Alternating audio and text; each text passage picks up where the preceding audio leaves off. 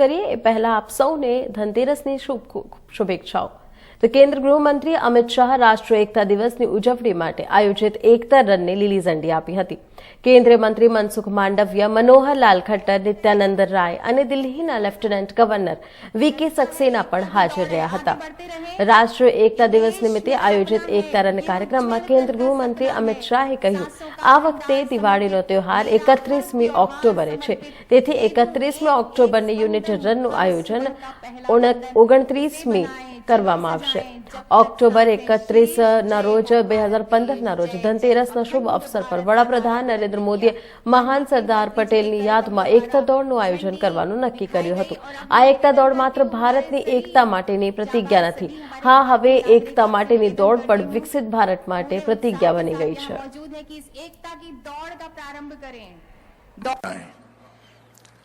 इस बार 31 अक्टूबर दीपावली पर्व के दिन आती है, इसलिए निर्णय किया गया है कि जिसको भारत के प्रधानमंत्री जी ने एक उत्सव के रूप में मनाने का निर्णय किया है, वो 31 अक्टूबर की एकता दौड़ को हम 29 तारीख को आज धनतेरस के पवित्र दिन पर आयोजित कर रहे हैं।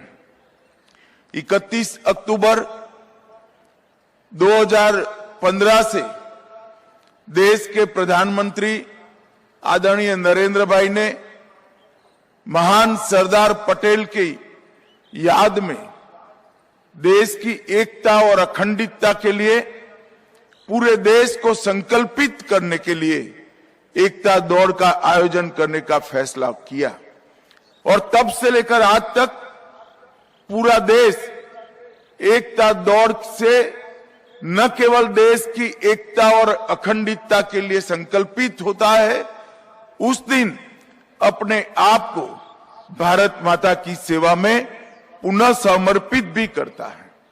और आज जब हम एकता दिन की एकता दौड़ के लिए सब एकत्रित आए हैं, तब ये एकता दौड़ सिर्फ भारत की एकता का संकल्प नहीं रहा है, अब ये एकता दौड़ विकसित भारत का संकल्प भी बन चुका है, क्योंकि हमारे सामने देश के प्रधानमंत्री जी ने सन 2047 में जब भारत की आजादी की एक शताब्दी होगी, उस वक्त एक पूर्ण विकसित राष्ट्र का संकल्प इस देश के नागरिकों के सामने रखा है।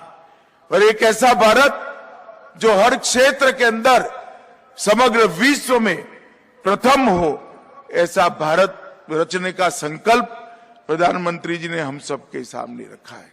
मित्रों, आज मैं जब आप सबके सामने उपस्थित हूं, तब भारत एक फलता फूलता विकसता बनता मजबूत राष्ट्र बनकर दुनिया के सामने खड़ा है।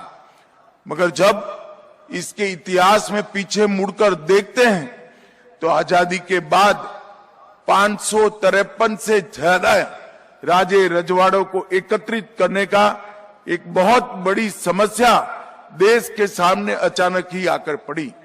उस वक्त सरदार साहब ही थे जिन्होंने अपनी दृढ़ निर्णय शक्ति से, दृढ़ इच्छा शक्ति से और त्वरा से इस सबको एकत्रित कर आज के भारतीय संघ का मानचित्र हम सब ने लाया।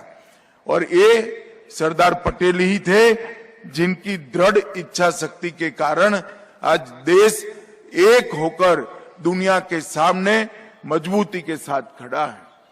जब आजादी का उत्सव मनाया जाता था, उस वक्त स्फूर्ति के साथ चाहे लक्षद्वीप हो, जूनागढ़ हो, चाहे हैदराबाद हो, ये सारी रियासतों को भारत के साथ मिलाने के लिए सरदार पटेल ने अपने कुनेह और दृढ़ता का परिचय दिया था। और मित्रों, आज भारत दुनिया के सामने मजबूती के साथ सर्वप्रथम बनने के रास्ते खड़ा है। इसका नींव डालने का काम हमारे सरदार पटेल साहब ने किया था।